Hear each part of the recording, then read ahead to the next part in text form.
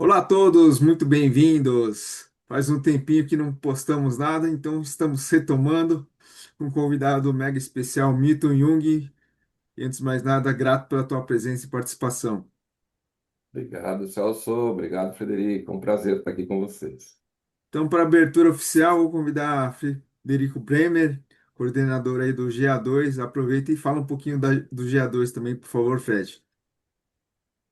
Obrigado pelo convite, Celso, Milton. Obrigado por ter aceito o nosso convite também para esse bate-papo, que é sempre gostoso, sempre ajuda a turma toda a conhecer um pouquinho do que nós estamos fazendo e também as novidades da série ISO 41000. E o Grupo GA2, ele é geralmente um grupo de comunicação, em que tentamos, através dele, difundir o que está sendo feito, divulgar o que está sendo feito, e com isso trazemos novos voluntários para nos ajudar nessa tarefa.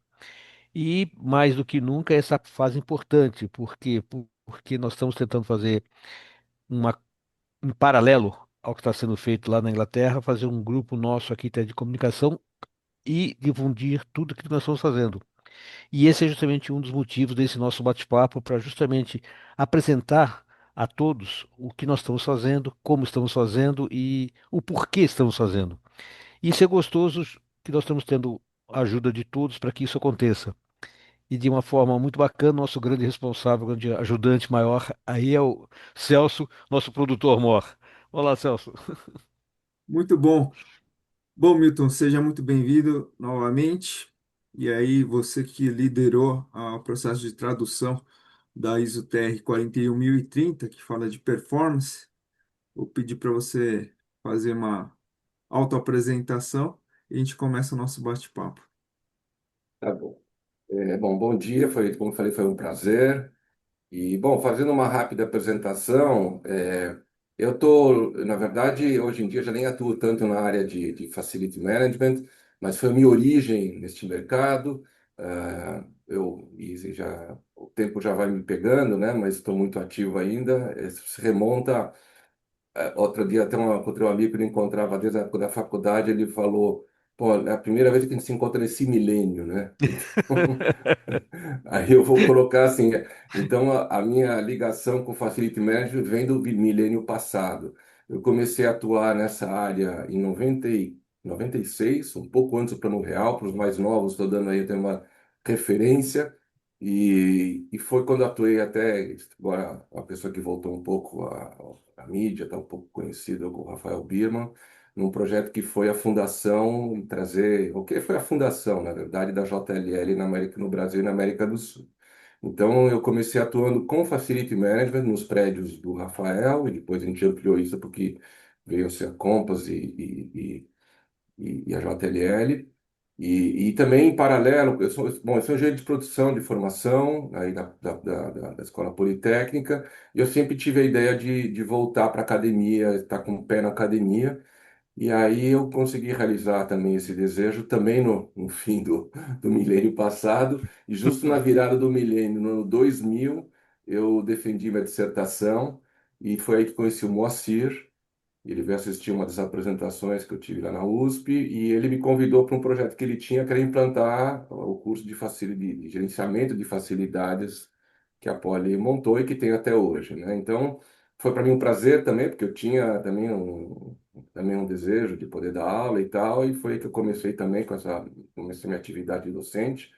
E aí, lá atrás, comecei a dar o curso também no MBA de gerenciamento de facilidades com o Moacir, e desde lá que fica meu vínculo com gerenciamento de facilidade. Depois eu fui ampliando minha atuação, enfim, não é objeto da conversa aqui, eu tive uma larga atuação no mercado de real estate, ainda estou atuando, estou agora atuante agora mais como consultor, a minha carreira foi mais como executivo e também como professor, continuo até hoje.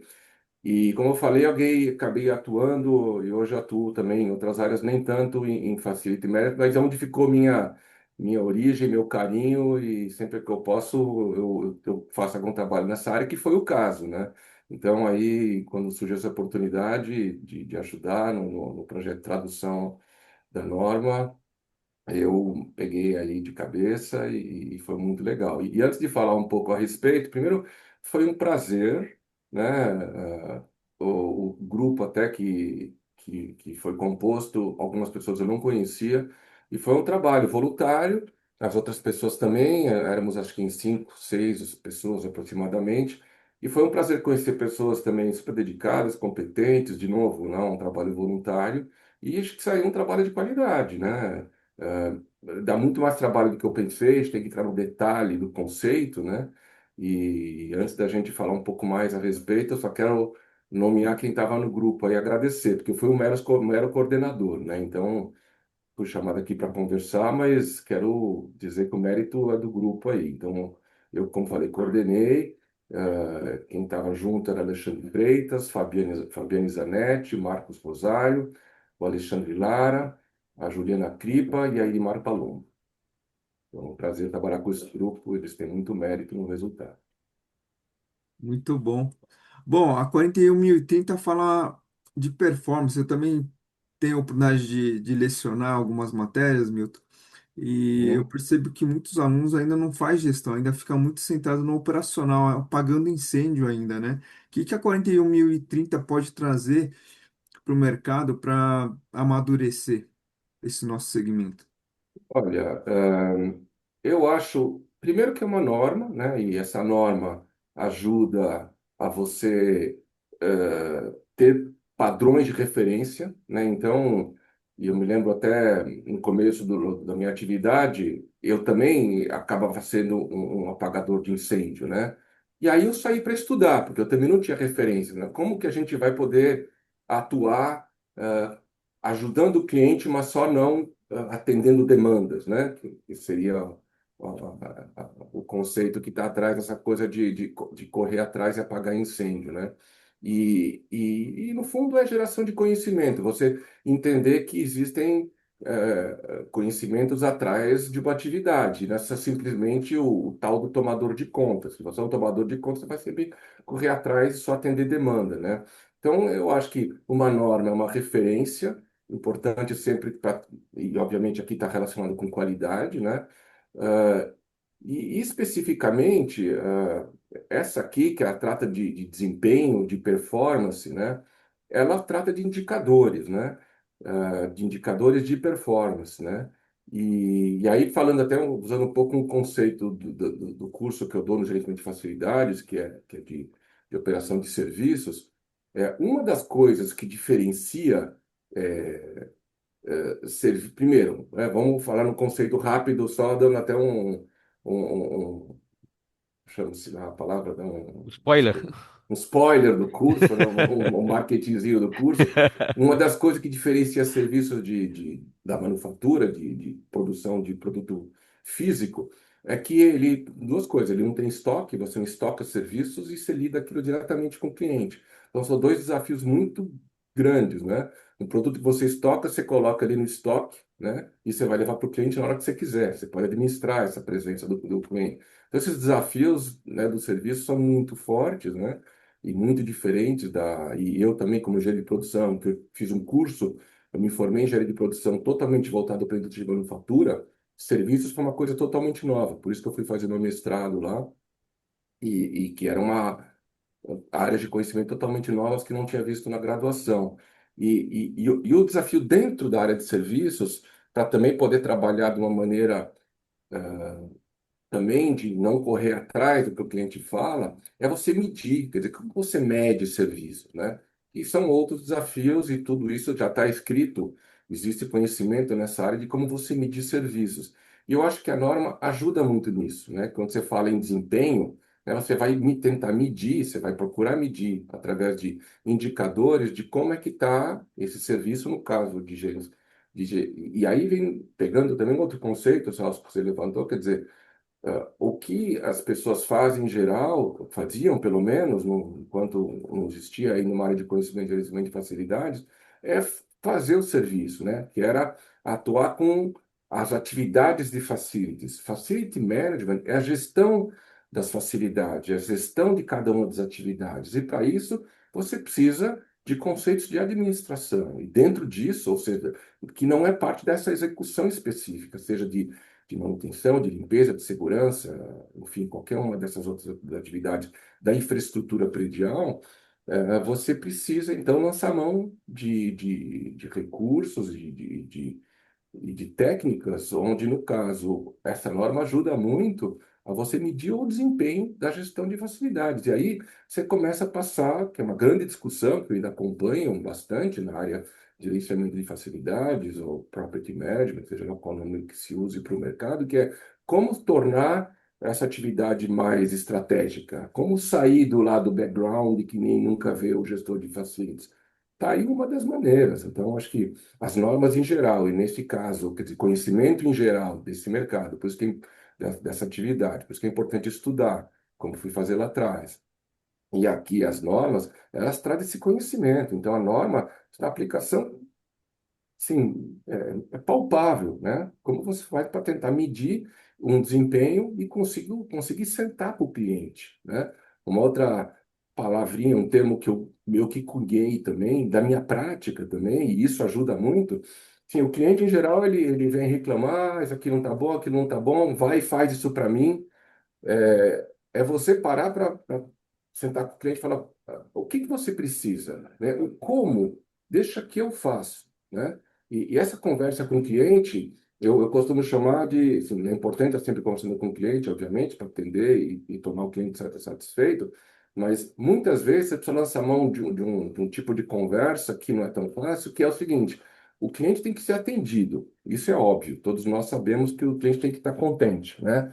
Mas muitas vezes nesse mercado, isso é uma verdade, minha prática, eu sofri bastante e apanhei e pude é, ter soluções felizes nisso, é que você precisa atender o cliente, você precisa educar o cliente. Você para mostrar para o cliente que desse assunto quem entende somos nós, né? Profissionais do mercado e que cada vez mais podemos falar e entender de estratégia. E aí falar de estratégia com o cliente, que em resumo é o seguinte, você nunca vai falar para o cliente, olha, você não entende, eu vou te educar. Mas uma conversa fala, olha, aonde você quer chegar?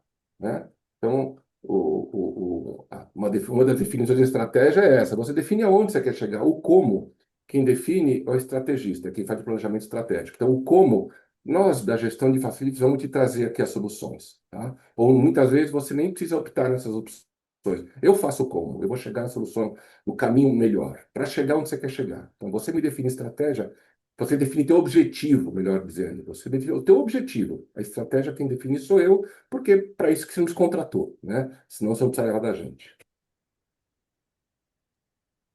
Muito Muito bom. bacana. Milton, só aproveitando essa deixa toda que você deu para nós, eu acho que justamente essa TR vem ser um suporte muito grande para tudo que nós estamos fazendo, de maneira geral, da série ISO 41000. E o que eu acho mais importante, eu falo por mim, que muitas vezes a gente tem aquele monte de medidores de desempenho, um monte de índices, e nós não sabemos nem por onde começar. A gente não sabe nem o que fazer com aquilo lá, muitas vezes por falta de experiência, por falta de vivência. Eu acho que essa TR vem justamente dar esse embasamento para a gente conseguir entender alguma coisa. Você sentiu isso também, Milton, quando você começou a trabalhar com ela? Como é que foi? Conta para nós essa evolução toda que você sentiu. Sim, porque, por outro lado, eu vi, na verdade, nós fizemos, nós, de novo, eu falo pelo grupo, né? Nós fizemos um Aham. trabalho de tradução, a usar Uhum. os termos em inglês aos nossos termos mais adequados em português, quer dizer, a norma estava escrita já, né? A gente só fez o Isso. trabalho de tradução. Mas eu pude ver e fiquei feliz de ver também, porque foi é uma outra matéria que hoje em dia eu ensino, que é planejamento estratégico. Então, eu vi técnicas de planejamento estratégico. Então, eu vi de bala, por exemplo, o Bala Scorecard, né? Que é uma maneira de Uhum. você organizar os seus indicadores para o cliente de novo. Estavam todos lá. Então, os KPIs, que são os Key Performance Indicators, né? Uhum. Que também é uma forma de você organizar, quer dizer, os principais Key Performance Indicators, tá a palavra em inglês, quer dizer, os indicadores chaves de desempenho, né? Uhum. Então, esses são, assim, esse conceito que vem da teoria de planejamento estratégico é uma forma de organizar esses indicadores para você poder definir quais são os principais, ter aquela pirâmide, como é que você escolhe desses quais são os melhores para o cliente, né? Então, a norma, ela usa conceitos de planejamento estratégico, então, e usa técnicas e conceitos de planejamento estratégico, quer dizer, mais uma vez, te respondendo, Frederico, bate com o que eu falei antes. É uma forma também de levar a gestão de facilidades para um nível mais estratégico. É uma demanda que Uhum. existe dos próprios profissionais, né? A gente quer sair desse cantinho menos importante, né? E ela vai dar esse empurrão pra gente, justamente é É um bacana isso, né? empurrão. Não, para mim foi uma felicidade, assim, Sim, foi uma sim. satisfação ver isso aí, né? Por exemplo, até o, o Lavi, né? Que é um autor importante que eu tive até que é a felicidade de encontrar ele no Viagem de Vez para o Brasil, ele desenvolveu também uma série de indicadores, né? É uma, enfim, não sei se é uma tese de doutorado que ele fez, um outro trabalho lá nos Estados Unidos, e tá ali no trabalho também. Então tem muita teoria nessa norma, né? Uma norma Uhum, parruda, assim, ela tem conceitos muito, muito legais.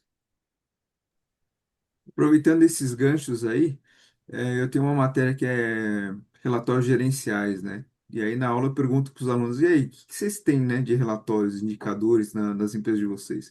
Aí o pessoal começa a falar, eu faço isso, eu faço aquilo. E aí a segunda pergunta que eu faço é ensurdecedor, porque ninguém fala nada, que é o seguinte, tá, e o que que você faz com esse relatório que você monta, que você desenvolve no mês a mês, né? A pessoa não sabe responder, simplesmente uhum, faz por osmose, né? Ah, porque mandaram fazer, porque sempre foi assim. E aí a provocação é, nós temos que fazer com foco, como você falou, tem que ter um objetivo, tem que ter o porquê de se fazer um relatório. E aí outra provocação que eu faço é, você quer ser conhecido como campeão de relatórios ou ser reconhecido como profissional que faz um indicador que vai gerar uma relevância, que vai tomar uma ação, vai fazer uma correção, vai fazer um ajuste, ou vai participar do planejamento da empresa e vai contribuir de forma efetiva, né? Que tem uma grande diferença no meu ponto de vista.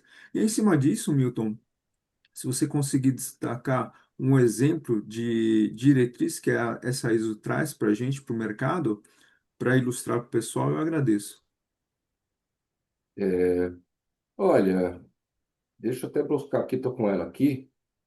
É, agora você me pegou assim, já faz um tempinho que a gente terminou aqui. Deixa eu ver se eu te comento. Ah, enfim, tem uma série, deixa eu até buscar na própria sugestão da classificação que o Lavi faz. Deixa eu até pegar ela aqui. Ele fala em 35 indicadores diferentes, né? Cadê aqui? Achei aqui. Então, são mais de 35 indicadores que ele trabalhou, né? E ele usa também uma classificação baseada também no conceito de Balance Scorecard. Ou seja, eles são quatro grupos que ele classifica, né? Especificamente já voltado a gerenciamento de facilidades.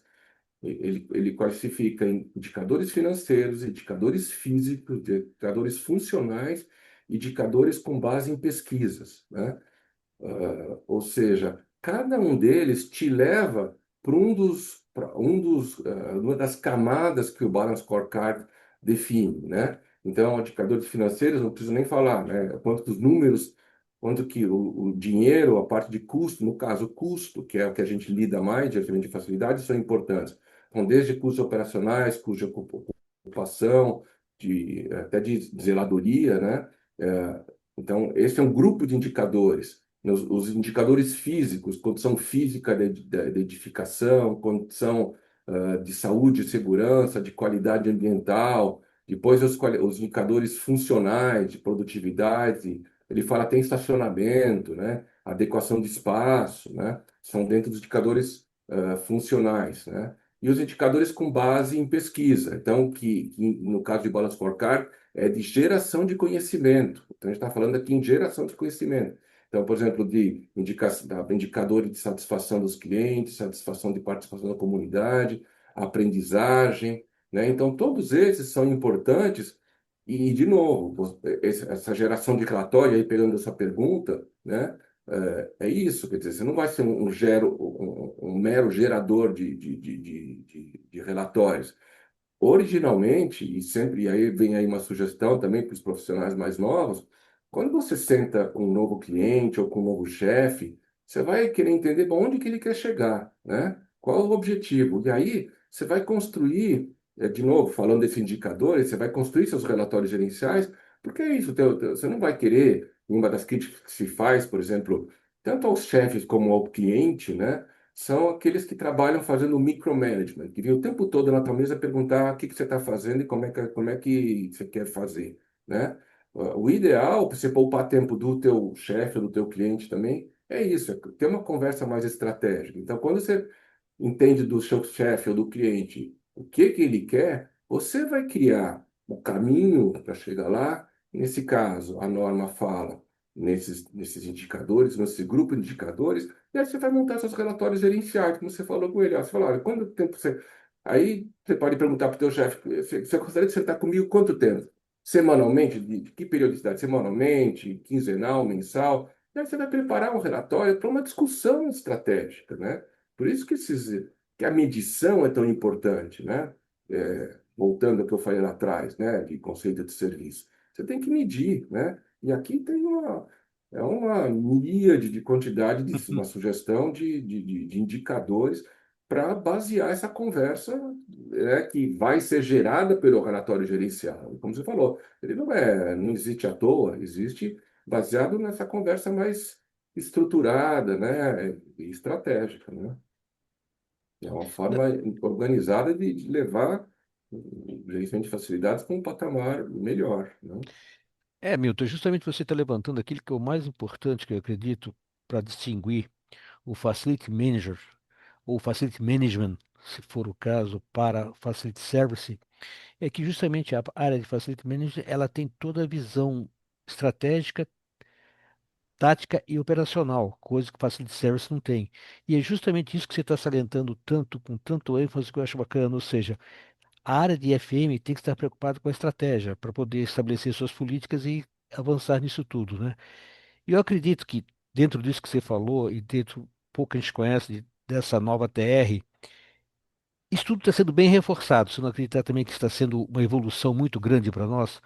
Ou seja, nós temos a oportunidade de aperfeiçoarmos e os que não conhecem de passar a conhecer alguma coisa e iniciar realmente com o pé direito. Você acredita que esse seja o caminho realmente de tudo isso que está acontecendo?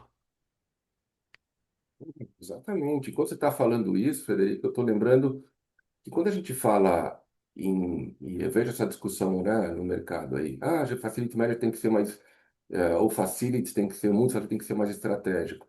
Tem, mas olha, a gente nunca vai ser no nível estratégico igual à estratégia do nosso cliente. Ele tem a Sim. estratégia dele, né? Quer dizer, a gente não vai sair do nosso mundo, né? Mas ele Uhum. vai te levar para uma conversa mais estratégica, né?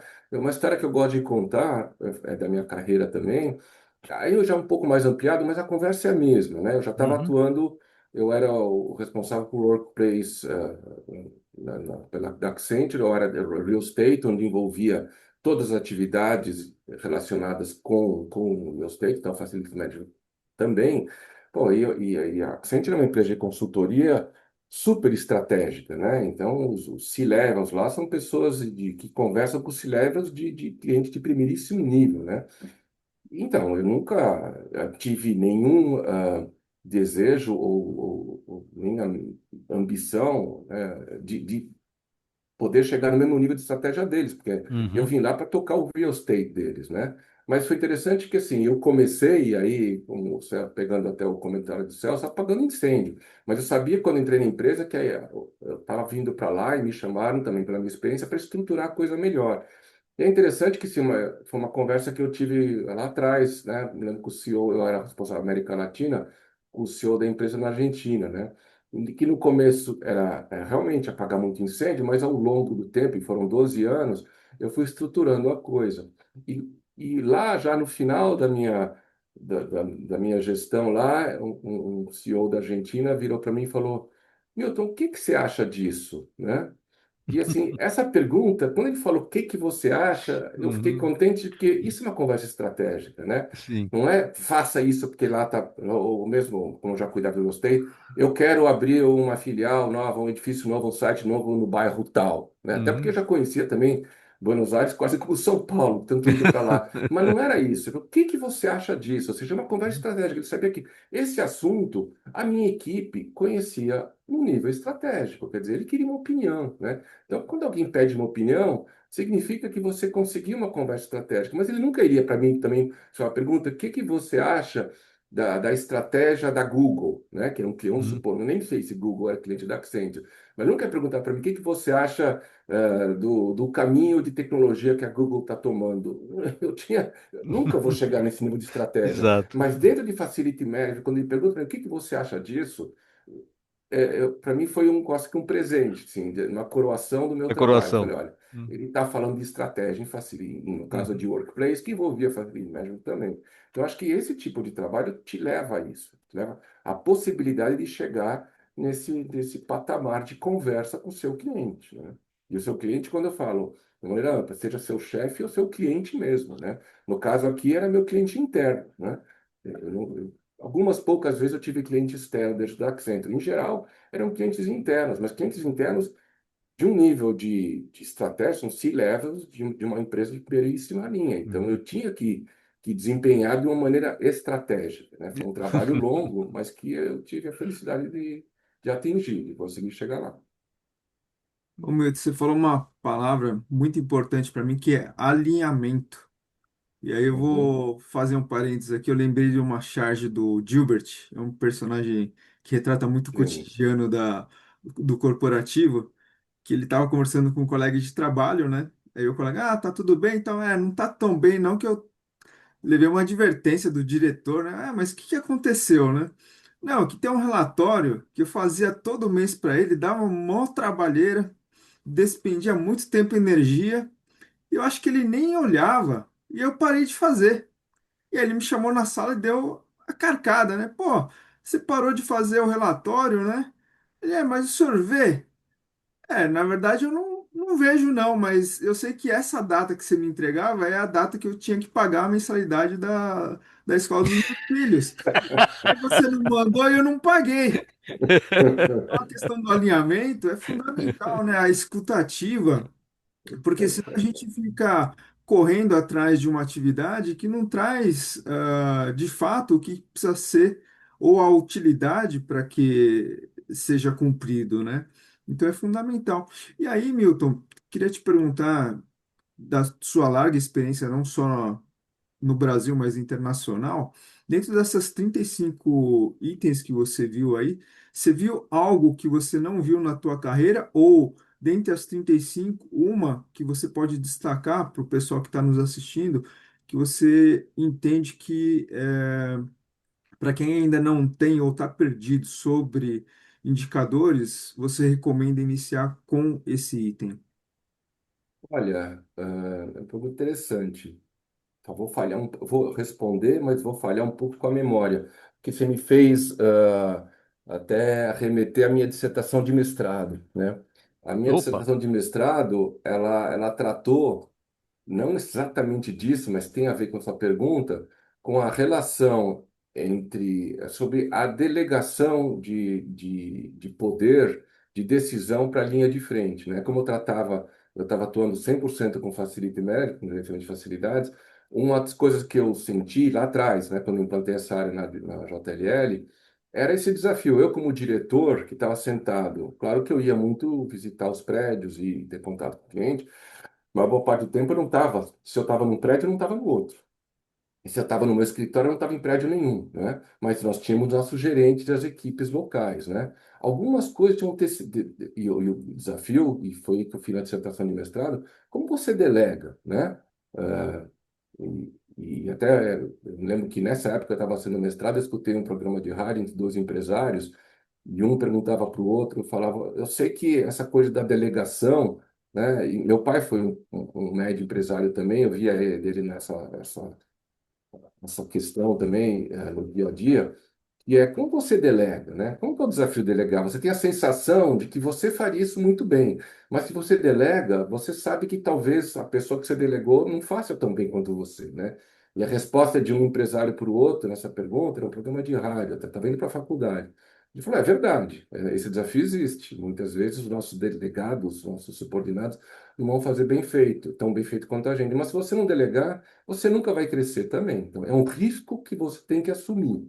E para você assumir esse risco, você precisa usar também aí de técnicas e de conteúdo, nesse caso, né, de estratégia, de um plano, e aí vem os indicadores que a gente falou, tem que estar baseado em alguma coisa para ter esse alinhamento que você falou, né? E a minha dissertação discute isso muito. Como delegar? Como você faz para delegar se fisicamente você está longe? Você nunca, se aparecer uma emergência do cliente lá com o teu gestor, o teu gerente do predial, ele tem que decidir algumas coisas, ele não tem tempo de te ligar, até porque tem o que eu estava falando.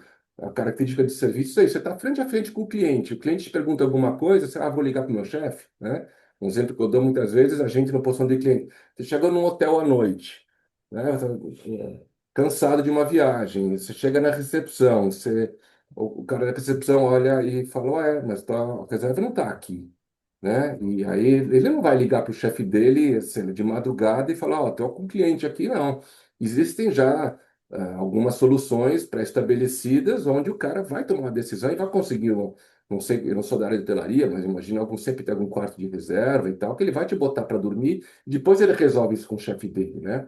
Então, algumas decisões têm que ser tomadas assim, né? E aí, na minha dissertação, e aí não vou lembrar também responder 100% que você perguntou, Celso, mas uma parte da resposta eu vou te dar, eu estudei também, bom, quais são as atividades que você não tem tempo de pensar, e você precisa decidir sozinho lá na frente, né?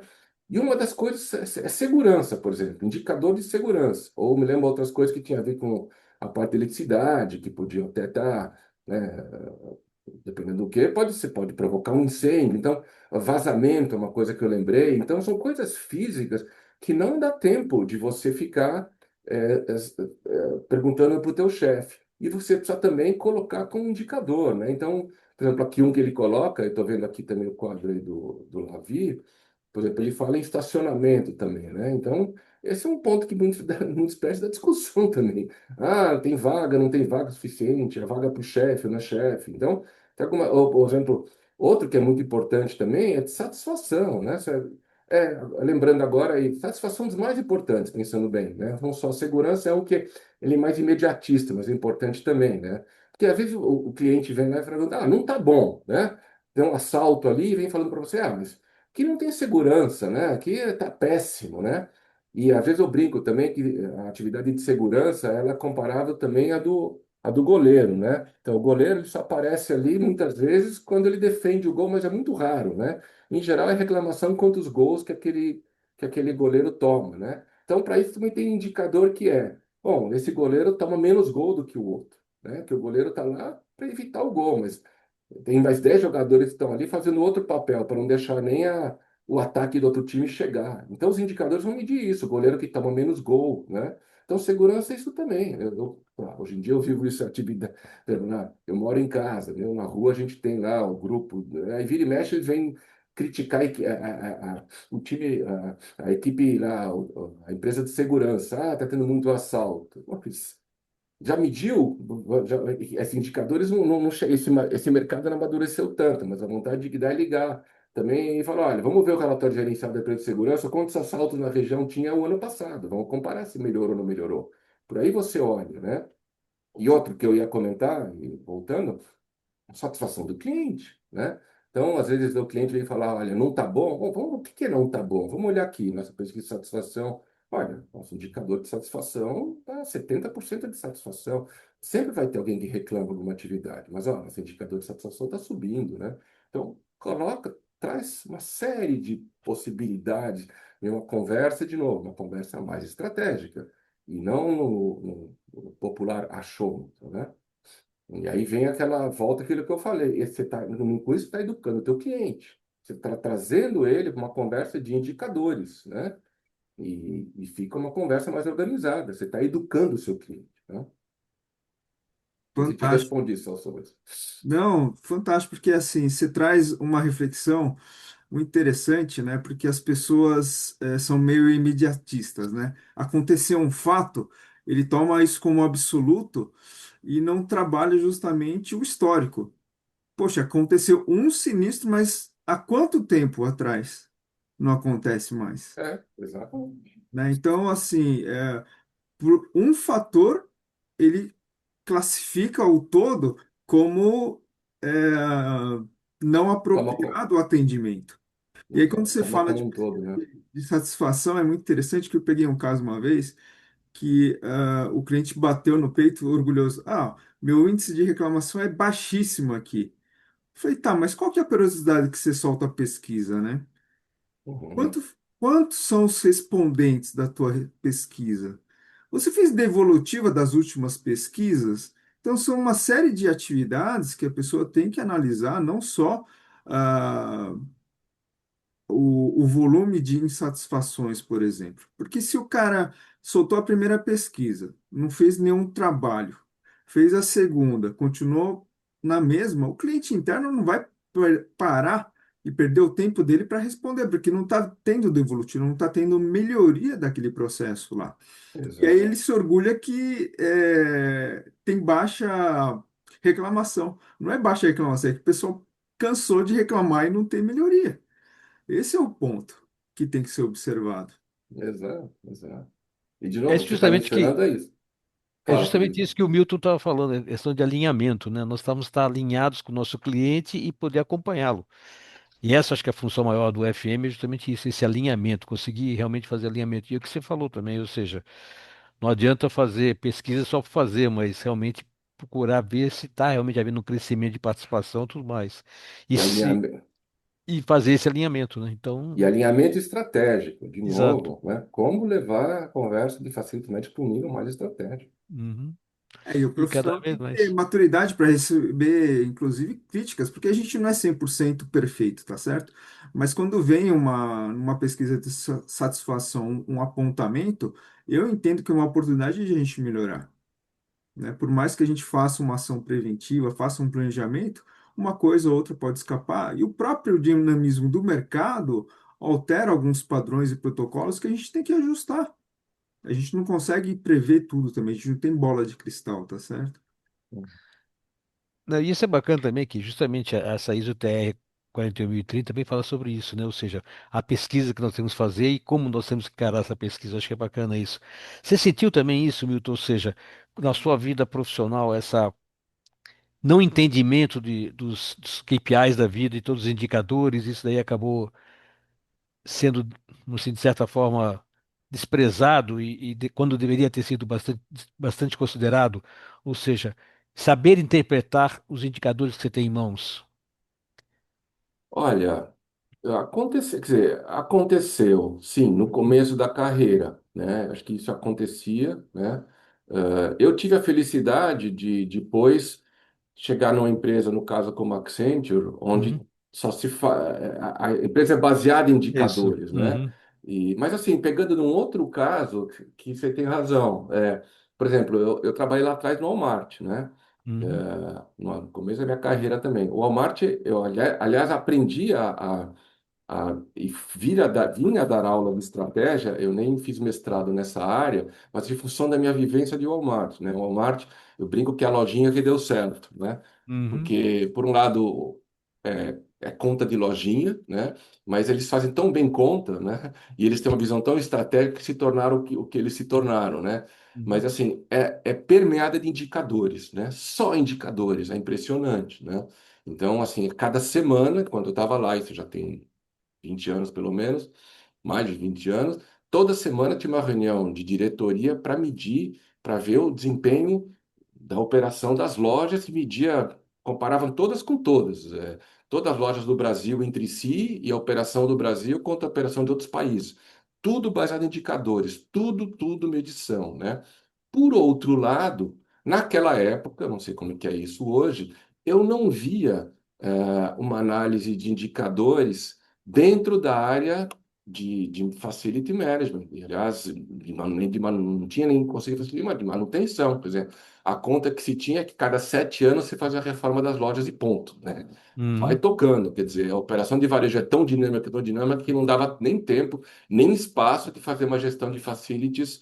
Foi um pouco da minha frustração também no trabalho lá, né? Aprendi muito, mas também nessa parte de facilities não tinha nem muito espaço para parar para pensar, até porque o volume de dinheiro é tão grande e a dinâmica do varejo era tão grande que não tinha uma conversa muito forte de indicadores. Já passando depois para outras empresas de tecnologia, onde é mais amadurecido, no caso da LDS, que eu passei, que veio o CHP depois, e a própria Accenture, tinha sim, e aí já era uma conversa mais madura de indicadores, né? Uhum. Então é Muito, uma questão de tempo também, das empresas amadurecerem nessa área, né? sim, Para chegar no com certeza. amadurecimento, né? Agora, Milton, e nessa tradução que você fez com o pessoal, como é que foram os desafios maiores que você sentiu? Agora esquecendo um pouco a própria norma, mas o desenvolvimento pessoal sentir como é que foi a tradução. O Olha, isso foi que que muito é? legal, porque Uhum. assim, eu, nessa altura, depois de tanto passar por multinacionais e tal, eu tenho um bom inglês, mas nada como, e aí você vê o trabalho do tradutor, né? A, Uhum. a, a precisão, o fine-tune que você tem que ir em cada palavra, porque assim, tem termos em inglês que você não tem exatamente no português. Então, se você entender cada palavrinha, né, tudo bem, a gente não vai em 100% das palavras da norma, mas tenha sempre um termo em um outro parágrafo que podia mudar totalmente o significado. Sei lá, me ocorre agora, sei lá, zeladoria, ou alguns termos assim, Uhum. que você precisa encontrar a palavra adequada no português, né? Então, Uhum. dá trabalho, né? Me lembro até citando até o Marcos Rogério, que ele faz doutorado nessa área, contribuiu muito, porque ele vem também com um glossário de termos, então, precisava olhar realmente no detalhe. E é interessante porque, assim, você acaba nem tanto entrando no mérito, no conteúdo, né? Você vai ter que ir no detalhe aí no fim do conteúdo das palavras, né? Porque isso pode mudar o sentido de toda a norma, né? Então, realmente é um trabalho muito cuidadoso, mas mais uma vez, aproveito para agradecer a turma lá, que é um trabalho de dedicação. Foram de setembro a janeiro, quer dizer, quase 5 meses aí de trabalho. Toda quarta-feira de manhã o grupo estava lá, uma vez ou outra, um ou outro não podia, mas foi consistente e conseguimos fazer esse trabalho. É um trabalho que não tem nada a ver com Facility Management, é um trabalho realmente de detalhista e que é muito, muito bacana também, né?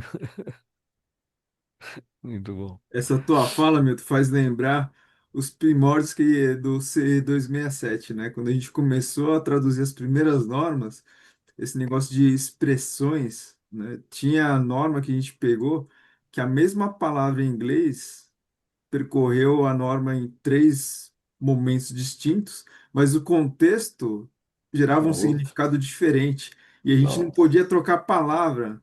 Então era uma briga ferrenha. Como que vai traduzir, adaptar, porque a gente não pode trocar palavra? As coisas de palavra é importante. Não aconteceu nesse trabalho desse grupo, mas uma coisa que, às vezes, em algumas aulas eu falo, e, e eu vivi na minha vida profissional a percepção, o tal dos falsos cognatos, né? Tem Uhum. palavras que não parecem um significado, mas são outros, né? Então, por exemplo, um dos primeiros, que não se aplicou aqui, mas só para Uhum. de curiosidade em nossa conversa, por exemplo, project e projeto, né? Quer Uhum. dizer, a gente projeto em português, muitas vezes a gente acha que o projeto que é o desenho, né, da estrutura, o desenho do prédio, né? E project em inglês não é isso, né? É uma é um significado mais amplo, né? O projeto que a gente pensa é o que eles falam design, né?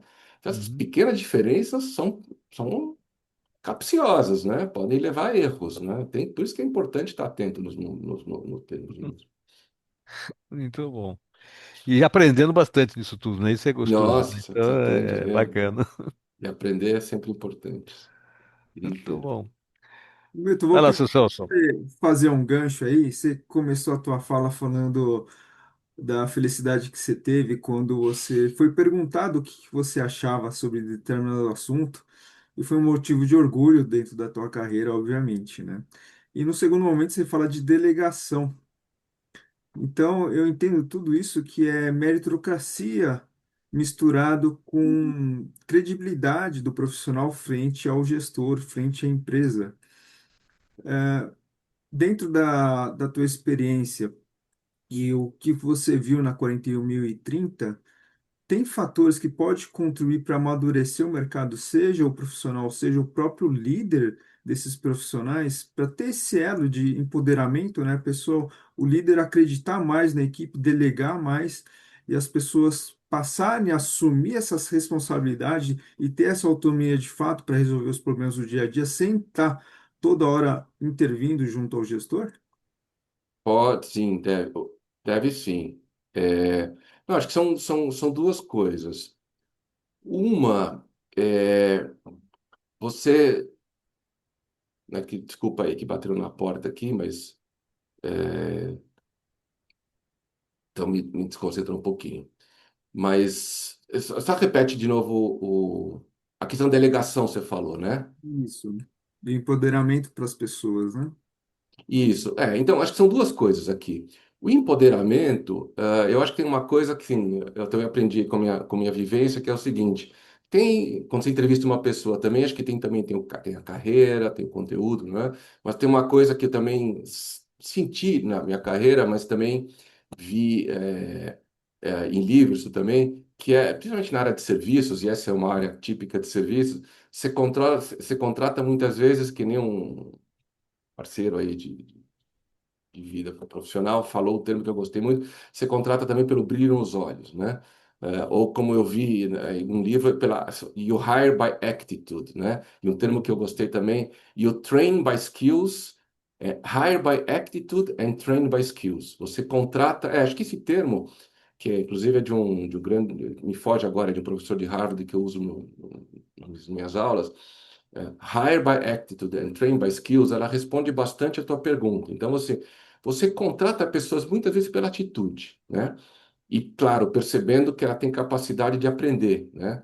E aí você vai treinar essa pessoa, né? Porque, assim, algumas atitudes, a pessoa, às vezes, ela nasce para serviços ou ela não nasce para serviço. Ela pode ter talento para alguma outra coisa, mas não para serviço. Serviço você tem que gostar de servir, tá na própria palavra, né? Mas aí você vai treinar com conteúdo, né?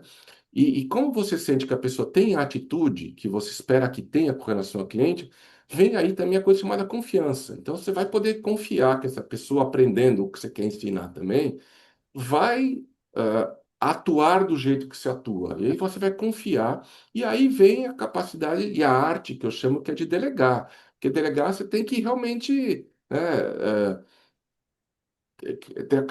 acreditar que você pode delegar e acreditar naquele outro, né? Então, é um encadeamento de coisas, né? Então, de novo, quando você hire by attitude, quando você contrata a pessoa que você sente que tem aquela atitude para cliente que você quer, e ela tem a capacidade de aprender, aí entra o conteúdo, né? E aí você vai treinar a sua equipe. E eu fiz isso muito também. Eu lembro quando, lá no começo, quando eu estava fazendo o meu mestrado, era no começo lá da JLL, ainda chamávamos Compass Birman, eu peguei um livro meu de gestão de serviços lá da Poli também e fiz o treinamento com a turma, né, com o próprio livro, comprei o livro para todo mundo para gerar conteúdo, né? E aqui a norma traz muito conteúdo. Então esse conteúdo é um material, né? É uma cola, né? É uma magma. Eu estava procurando uma palavra, acho que a palavra é magma, que vai dar essa consistência de serviços, que é outra coisa que o cliente espera. Ele espera consistência. No gestor de facilities, muitas vezes ele te contrata um proprietário que tem vários prédios, ele espera que tua equipe faça uma gestão parecida, consistente entre os diversos prédios. Para isso que entra esse conteúdo, né? E a delegação você vai fazer através disso, através dessa sequência de características, né? Não sei se te respondi. Uhum. Bacana. Com certeza. Muito legal mesmo. Agora, dentro dessa linha de raciocínio, realmente, eu acho bacana isso. Você, tomando isso como uma ação, higher by attitude, você sentiu que esse era um passo certo? Ou seja, quando você teve a oportunidade de aplicar isso na sua vida, funcionou, Milton, essa Totalmente. linha? Totalmente. Eu Isso me que é lembro de ter bacana. contratado, por exemplo, eu lembro de uma pessoa que eu contratei que vinha da área de decoração. Uhum. Não tinha nada a ver com facilities. Mas ela era uma máquina, né? Mas também era uma máquina, às vezes, até demais, tinha energia demais. E eu me lembro que numa situação de emergência até, que aconteceu, um parceiro que já era um americano que estava aqui, até reclamou que a pessoa não pediu mais ajuda da equipe de retaguarda, e tentou resolver Uhum, sozinho, e aí não resolveu muito bem. Mas eu acho preferível esse tipo de pessoa que tem atitude demais, porque você consegue gerenciar e consegue também treinar e educar melhor essas pessoas do que o contrário, né? Uma pessoa que tem muito conteúdo, mas não tem a atitude, né? Então, para mim, serviu muito bem, né? Essa coisa de você sentir que a pessoa tem a atitude para serviço, tem a vontade de aprender e tem aquele ímpeto de atender o cliente, que para mim, esse hire by attitude, assim, o outro termo que eu gostava, que esse outro colega cunhou também, é que você contratar pelo brilho nos olhos, né? Claro, uhum, você tem que sentir se a pessoa tem afinidade com aquela área de atuação, mas já aconteceu muito de eu contratar pessoas que não têm nada a ver com a área de facilitamento, mas tinha atitude, tinha vontade de aprender e deu muito certo, né?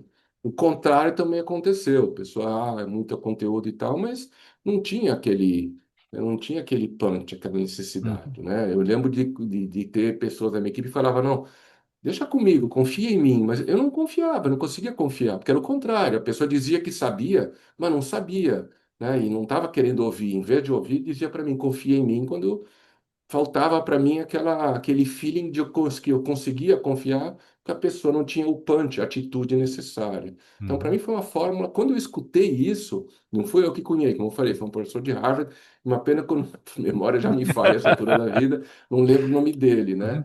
Mas assim, calhou muito bem. Falei, putz, é isso mesmo. E o hire by attitude, né? Depois você treina. Acho que isso é bacana, o pessoal que está começando ter uma ideia de toda a gestão, como é que funciona, né? Bacana isso, bacana mesmo. Uhum. É. Bom, Celso, como é que ficamos?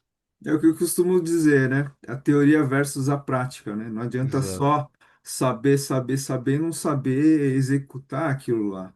Então, isso daí faz a grande diferença, né? Uhum. Muito bom.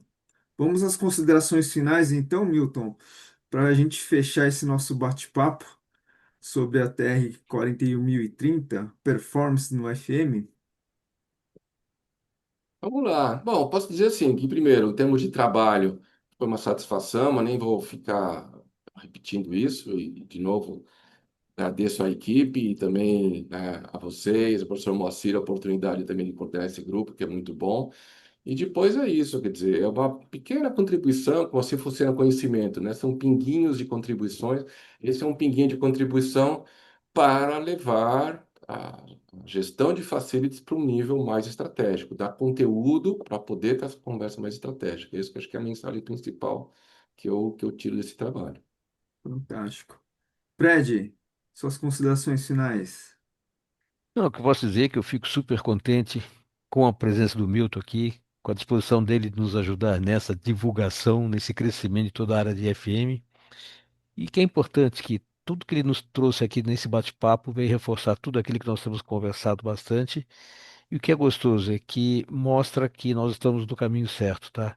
Eu acho que isso é o mais bacana, que o Milton, com a experiência dele, com a vivência dele, dentro de várias áreas, na área de FM, mas dentro de vários segmentos, pôde demonstrar tudo isso, veio nos trazer esse bate-papo tão gostoso, que passou tão rápido, inclusive, né?